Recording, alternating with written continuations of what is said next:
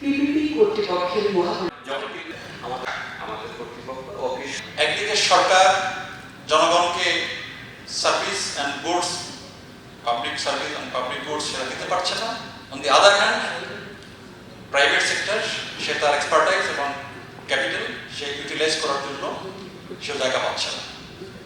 তাহলে পাবলিক আর প্রাইভেট এই যে দুটো পার্ট, এই দুটো পার্টের মধ্যে পার্টনারশিপ করে দেওয়াই হলো আমার সংস্থার কাজ।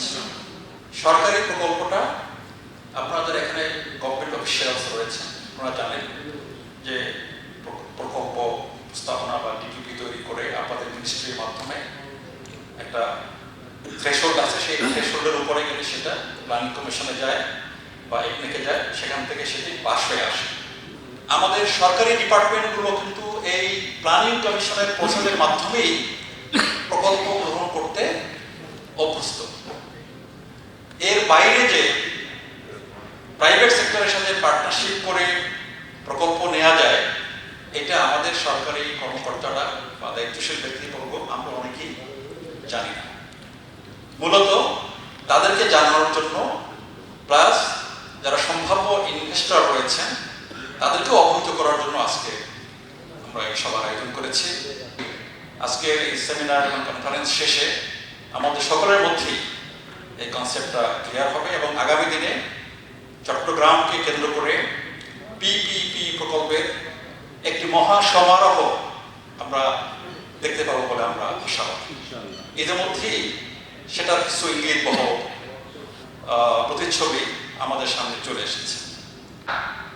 উনি জানাতে এসেছেন যে আমাদের এই ব্যবস্থাটা আছে, আপনারা আসেন। আমরা যে কতটাই আপনাদের ব্যাপারে আন্তরিক এই যে এসে প্রমাণ করলাম, আপনাদের সামনে আমি দাঁড়িয়ে আছি। তো আমি স্যারকে কৃতজ্ঞতা জানাচ্ছি। স্যার, চট্টগ্রামের বাসীর পক্ষ থেকে আপনাকে কৃতজ্ঞতা জানাচ্ছি।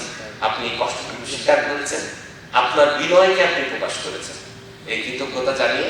এবং পৃথিবীর বিভিন্ন দেশেই আইপিপি গুলোকে পিপিপি হিসেবে ট্রিট করা হয় এবং পিপিপি আইন দ্বারা বাস্তবায়ন করা হয়।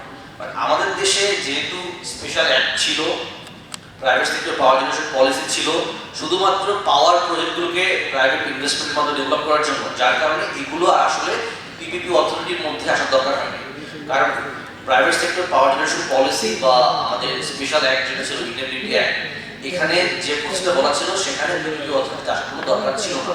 যার কারণে মডেলগুলো পিপিপির মতো হলেও আমরা তাদেরকে পিপিপি বাংলাদেশের জন্য বলি না।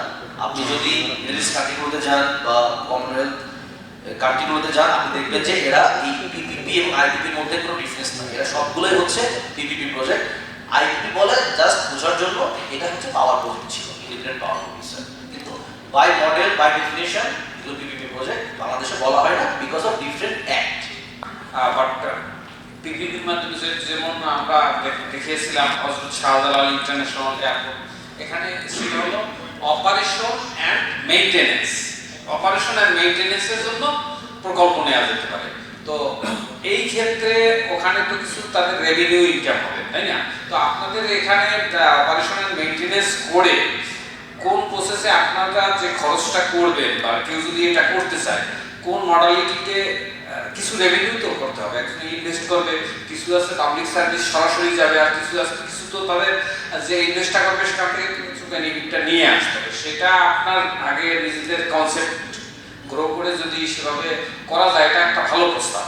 মানে সারা বাংলাদেশের যতগুলা মানে মডেল মসজিদ আছে সেগুলার ইনফ্রাস্ট্রাকচার অলরেডি ডেভেলপ, প্লেস লোকেশনও সুন্দর।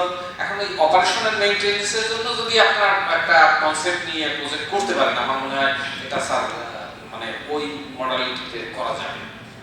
বান্ডেল থাকলে প্রতি সেনমানিতে টাকা বাঁচবে। বিকাশ সেনমানি বান্ডেল কিনে জিতুন প্রতি লেনদেনে।